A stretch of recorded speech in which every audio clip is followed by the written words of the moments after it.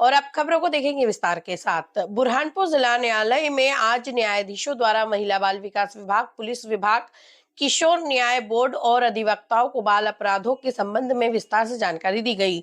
अपराध के समय किन किन बातों का ध्यान रखना है, इसकी विस्तार से जानकारी दी गई।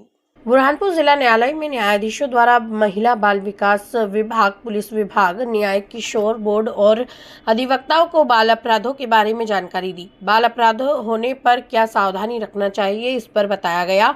यह कार्यक्रम जिला एवं सत्र न्यायाधीश आशिता श्रीवास्तव के मार्गदर्शन में आयोजित हुआ। ट्रेनिंग प्रोग्राम में आशुतोष शुक्ल सचिव और जिला न्यायाधीश द्वितीय जिला न्यायाधीश सूर्य प्रकाश शर्मा, अजय कुमार यदु, न्यायिक मजिस्ट्रेट वरिष्ठ खंड संघप्रिया भद्रसेन, प्रधान मजिस्ट्रेट किशोर न्याय बोर्ड ने ट्रेनिंग में विस्तार से जानकारी दी। बुरहानपुर के आदर्श कॉलोनी की शाकंभरी माता मंदिर पर आज मारवाड़ी समाजजनों की ओर से गीता जयंती महोत्सव बड़े हर्षोल्लास के साथ मनाया गया। गीता जयंती महोत्सव के अवसर पर सामूहिक रूप से गीता पाठ का आयोजन हुआ। भगवान श्री कृष्ण की पूजा अर्चना कर उत्सव मनाया गया।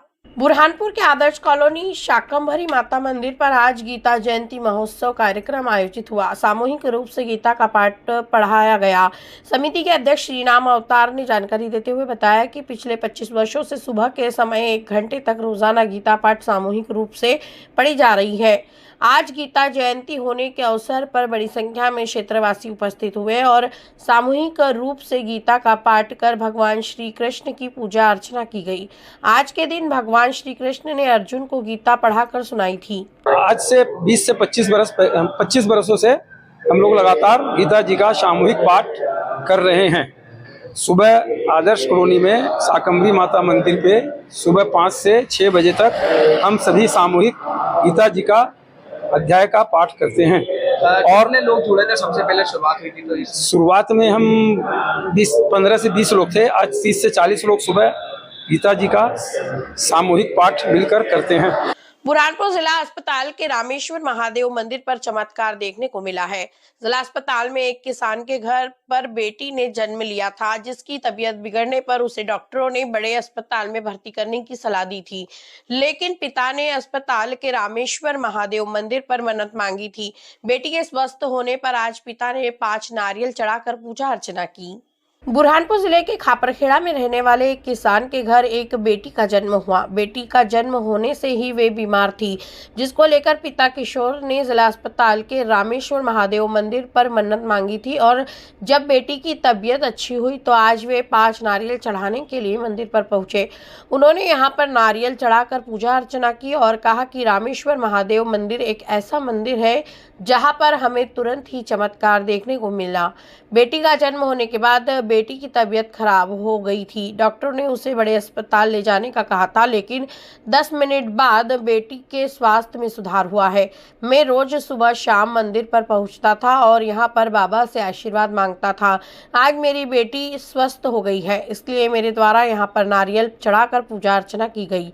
मंदिर समिति के अध्यक्ष हेमंत सिंह बेस का कहना है कि यहाँ पर कई मरीज ऐसे रोते हुए आते हैं और भोले बाबा ऐसा चमत्कार करते हैं कि वहाँ हंसते हुए जाते हैं।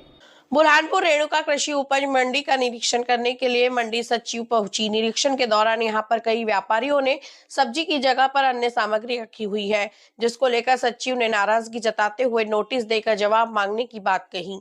बुरहानपुर के महात्मा ज्योतिबा फुले कृषि उपज मंडी में मंडी सचिव शर्मिला नीनामा ने औचक निरीक्षण किया।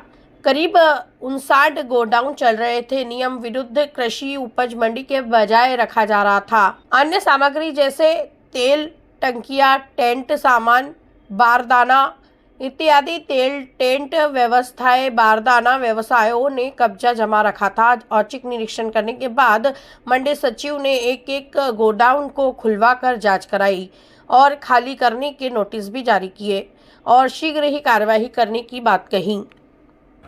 यहाँ पर मैंने देखा कि गोडाउन्स, काफ़ी सारे गोडाउन जिनको फल सब्जी के लिए सिर्फ आवंटित करके रखा है। उन्होंने कुछ टेंट का सामान, कुछ ऑयल मिल वगैरह के टैंक, ऑयल के टैंक वगैरह रखे हैं। तो पर्टिकुलर जो है लाइसेंस उन्हीं मतलब जो लाइसेंसी व्यापारी है उनको सिर्फ कृषि उपज से संबंधित कारोबार करने के लिए दिया जाता है, लेकिन कुछ दूसरी तरह की गतिविधियां यहाँ पे हो रही है। तो मैंने इसकी सूची तो तैयार कर ली है, शीघ्र इस पर कार्रवाई की जाएगी। 59 है करीब यहाँ पे, तो एक एक गोडाउन की पर्टिकुलर मैं खुद देखूंगी उसमें कि किस व्यापारी को दिया, उसको किस चीज़ के लिए यूज़ कर रहे हैं और उस पर फिर नियमानुसार कार्रवाई की जाएगी। बुरहानपुर के इंदिरा कॉलोनी क्षेत्र में अरुणोदय सर्वेश्वरी लोक कल्याण समिति की ओर से राज्य एड्स नियंत्रण जागरूकता का कार्यक्रम आयोजित किया। लोगों में जागरूकता का संदेश देने वाली 5 महिलाओं को सम्मानित किया गया। सम्मान समारोह में मुख्य अतिथि के रूप में नगर निगम अध्यक्ष शामिल हुई। बुरहानपुर के इंदिरा कॉलोनी क्षेत्र में अरुणोदय सर्वेश्वरी लोक कल्याण समिति की ओर से राज्य एड्स नियंत्रण के तहत जागरूकता कार्यक्रम आयोजित किए जाते हैं। इस संस्था में काम करने वाले लोगों को आज सम्मानित किया गया। सम्मान समारोह में मुख्य अतिथि के रूप में नगर निगम अध्यक्ष अनीता अमर यादव शामिल हुई। उनके द्वारा जागरूकता का काम करने वाली महिलाओं को सम्मानित किया गया। समिति की वंदना ठाकुर ने जानकारी देते हुए बताया कि समिति द्वारा जागरूकता के कार्यक्रम आयोजित किए जाते हैं।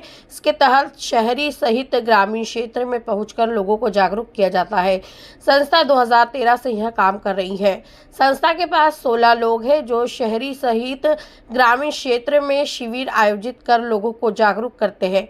आज स्वागत सम्मान का कार्यक्रम आयोजित हुआ। यहाँ पर 5 से अधिक महिलाओं को सम्मानित किया गया। इस मौके पर बड़ी संख्या में समिति के सदस्य और पदाधिकारी मौजूद थे। बुरहानपुर जिले में मानव सेवा संस्था की ओर से हमेशा समाज सेवा के लिए कार्य किए जाते आ रहे हैं। संस्था ने महिलाओं को आत्म स्वावलंबी बनने के लिए सिलाई मशीन का वितरण किया। संस्था पहले भी कई विद्यार्थियों की स्कूल की फीस के साथ कॉपी किताब वितरित कर चुकी है। संस्था का मुख्य उद्देश्य लोगों को सेवा करना है। बुरहानपुर जिले में समाज सेवा के क्षेत्र में अग्रणीय मानव सेवा संस्था द्वारा गरीब महिला ललिता भगत को फॉल पिको की सिलाई मशीन भेंट की। संस्था का उद्देश्य जैसा कि नाम से ही परिचित है, सेवा संस्था जो समय समय पर निस्वार्थ भाव से सेवा करती है। उक्त अवसर पर संस्था अध्यक्ष प्रेमलता साखले ने बताया कि संस्था का मुख्य कार्य सेवा करना है। इस हेतु महिला को स्वावलंबी बनने एवं स्वयं का रोजगार स्थापित करने हेतु संस्था द्वारा फॉल पिको सिलाई मशीन भेंट की गई। बहन की आर्थिक स्थिति ठीक नहीं है, इसलिए सिलाई करके बहन बच्चों का पालन पोषण करती है। संस्था की संस्थापक उषा अग्रवाल ने बताया, महिलाएं हर क्षेत्र में अग्रणी है और हर परिस्थिति का सामना स्वयं कर सकती है, बस उनको प्रोत्साहन की जरूरत है। महिलाएं हर क्षेत्र में आगे बढ़े। संस्था के सहकोष अध्यक्ष कीर्ति मेहता जी ने जानकारी देते हुए बताया कि सबको मिलकर एक दूसरे की सहायता के लिए हाथ बढ़ाना चाहिए। हमारी एकजुटता हमें हर परिस्थिति से लड़ने की शक्ति प्रदान करती है। हम सभी भारतवासी को एक दूसरे की सहायता एवं प्रेम पूर्वक रहना चाहिए। इस अवसर पर संस्था के कोषाध्यक्ष धर्मेंद्र सोनी, उपाध्यक्ष अरुण जोशी, पुनीत साखले, मंसूर सेवक, आशा डोंगरे एवं मीडिया प्रभारी उताउल्ला। मानव सेवा संस्था की तरफ से मुझे ये मशीन दी गई है। मैं बहुत गरीब हूँ, इकबारा नागजरी में रहती हूँ। मेरे बच्चों के लिए पालन पोषण करने के लिए आपकी संस्था ने मुझे ये मशीन दी है। जो अपने बच्चों का पालन पोषण फॉल पिको करके और सिलाई करके करती है, उन दीदी को मैंने हम लोगों संस्था की तरफ से सिलाई मशीन भेंट की है, जो अपने बच्चों का पालन पोषण स्वरोजगार के उद्देश्य से और स्वावलंबी बनाने के उद्देश्य से किया है और आगे भी हम इस तरह के कार्य करते रहेंगे।